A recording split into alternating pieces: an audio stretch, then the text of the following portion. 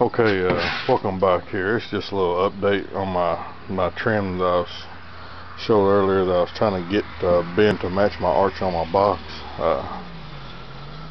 A friend of mine, Water for Fuel H2O, had gave me the idea of taking a piece of trim and putting it in the bathtub with hot water and letting it soak for a while and bend this piece of wood to get my arch. And so that's exactly what I did, and this right here is what I come up with. What I done was I just took my jig and marked my arch on a flat piece of board and put some screw on each end, one right in the middle, to make this thing bend. And after I soaked it in water, as you can see, it's not exactly perfect, but there is a little small gap, which really, when I push down the edges of it, it really doesn't have a whole lot of, takes a whole lot of force to push it all the way down flush with the top of the box. So this really worked out very well, and I painted one side of it, but I'll get out here maybe in a few minutes and finish painting this side. It's not the exact same trim that I've got on here. This is like a regular house casing. I think they call it a 356 casings, like standard, I think, goes around windows. This is just a piece of one by that I had written down, and the reason why I didn't use that casing is because when I went and bought a piece, I was going to do the same. I did do the same thing,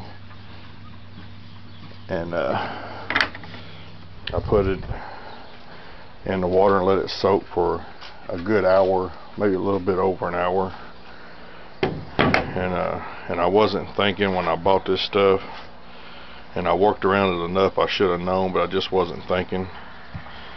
But I put it in water and let it soak, and when I went to bend it, it broke.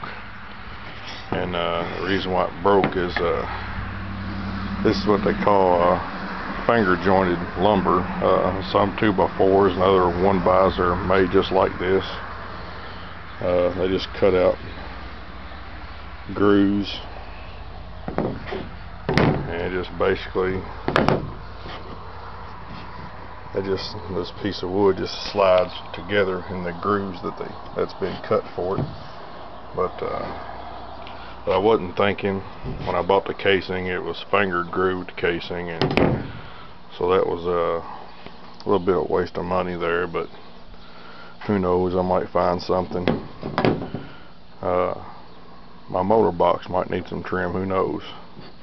Pretty good idea. But anyway, this one worked out really well for me.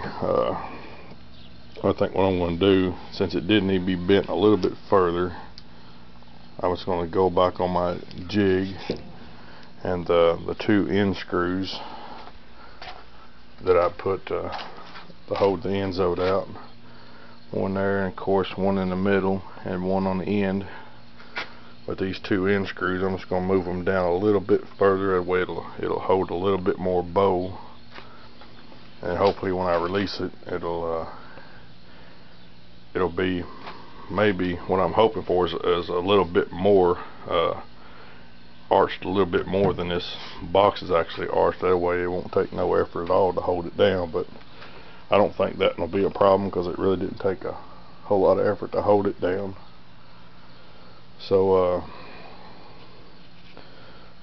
tomorrow morning I get up, I'll just get me another piece out here.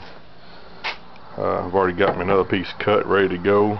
I'm just going to take it there and let it soak for about I want to let this one soak for about an hour and a half, maybe 2 hours. You can let it soak a little bit better, longer than I did my other piece. But and I'll get the other one finished painted, and I'll get it put on tomorrow. And see where we are from there. Thanks for watching.